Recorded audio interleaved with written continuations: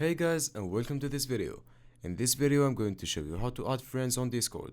If you find this guide useful, then consider subscribing and liking the video. There's actually two ways you can go ahead and add friends on Discord, so I'm going to go through both of those methods with you now. Now, the first way to do this, if you come into the server and you see someone on the server that you want to add as a friend, all you need to do is come to the members list on the right hand side. If you don't see this, you want to come to the top and click this button here to show the members. Then what you need to do is click onto your friend that you want to add.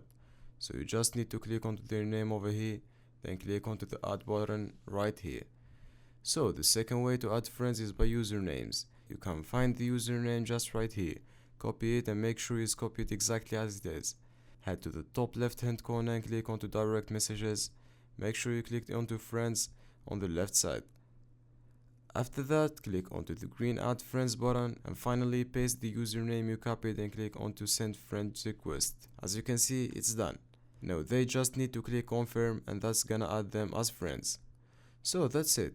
That is how to add friends on Discord. I really hope you found this video useful.